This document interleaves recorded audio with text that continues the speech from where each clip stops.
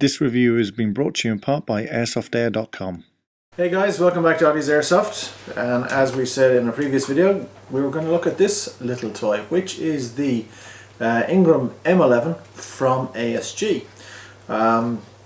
Straight away, just on looks alone, I know I'd enjoy using this.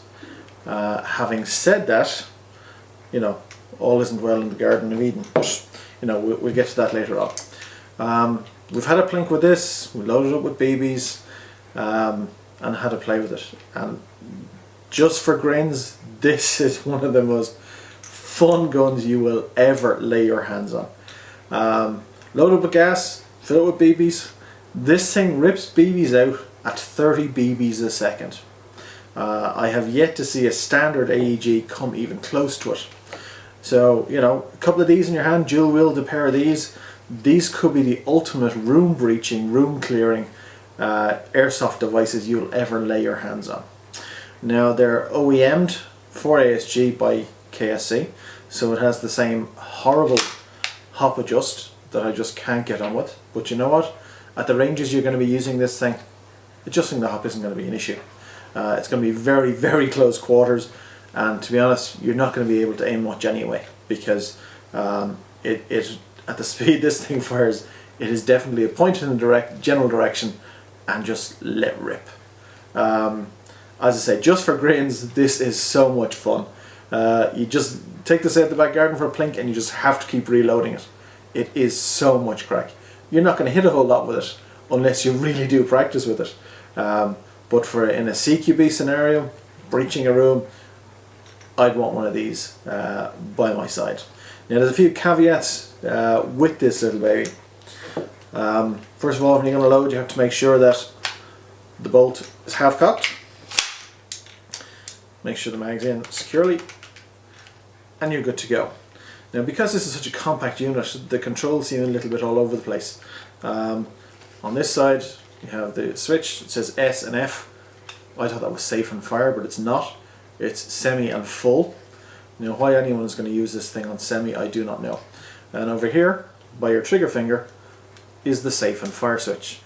I think that's nice. It's quite ergonomic. At least you know if it's safe. You know, you can leave it in safe, and you're not going to shoot yourself in the foot if this thing is sitting in a holster. And it's very easy to flick that forward when you're ready to fire. Yeah, I'm bigging it up because it is great fun. It really is super fun, but it is what I would term a flawed genius.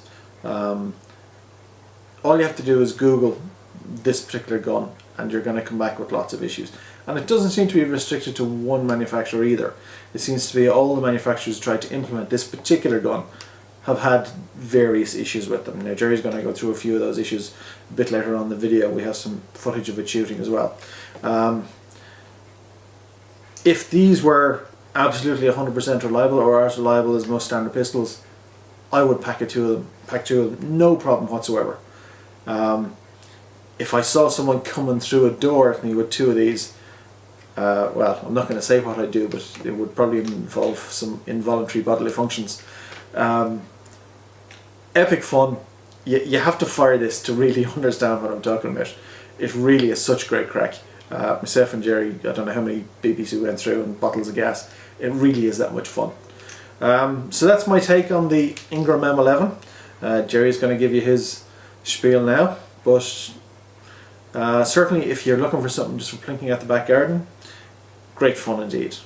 If you're looking for a more serious airsoft gun, yes, definitely worth consideration, but with caveats. So that's it from me, and we'll hand you over to Oddie. Well, as you heard Mark say, Mark loved this particular piece. He called it a flawed genius, and I think that's a pretty cool way of calling it. It is a flawed genius, and the genius part is it is absolutely uber cool, it's sexy, it is dinky, it is absolutely game on. I love it. I'm not going to lie to you, I absolutely love it. And you know, in the real world, this is a CQB weapon, and it's used for room clearance, it's used for short bursts and very fast rate of fire.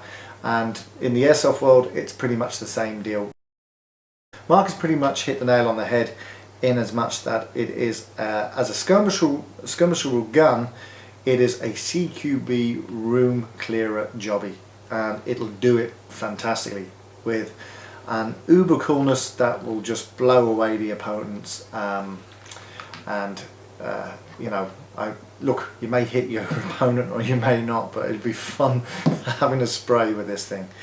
But yeah, we've talked about a couple of known issues. Look, if you're going to take a punt on one of these, and you know, I would still do that, even though these known issues are out there.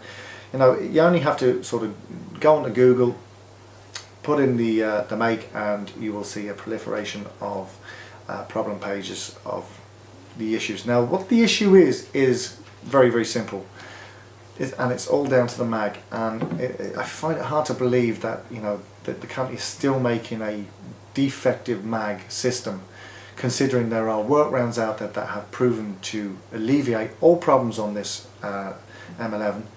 So why don't they just take it on board and do it themselves and get it right? Mind-boggling, but that's airsoft for you, hey? What happens is there's a small bar at the top. They use a different system than normal gas blowbacks in the way they actually bring up the BB into the hop chamber. And there's a loading bar. And what happens is the loading muzzle goes backwards and forth.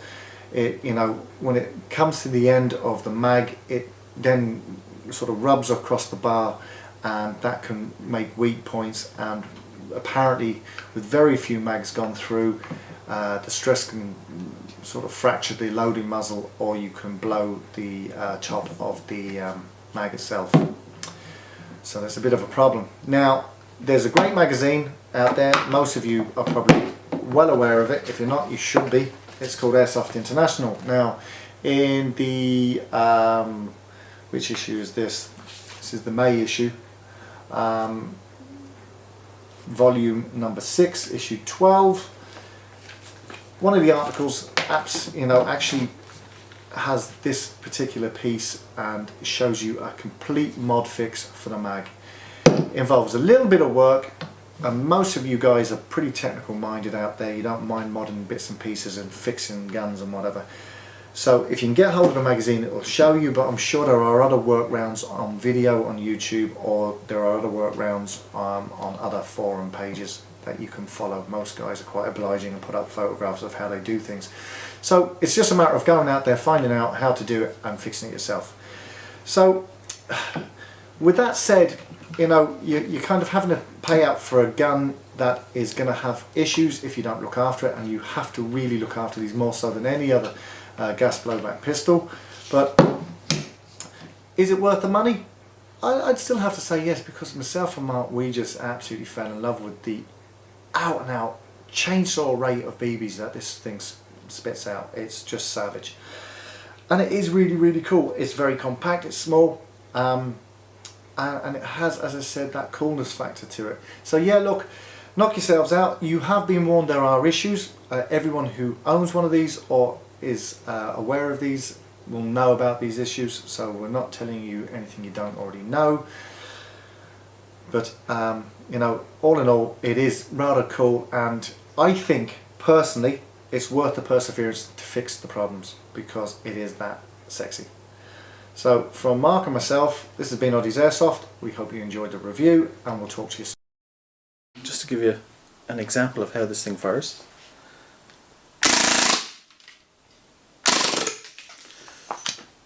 That's fast. That's real fast. As I say, possibly the ultimate room breaching, room clearing tool. Lots of fun, big grins. Have a look at it. We got this one on loan from Airsoft Era, so thanks to the boys up there for letting us have a look at it.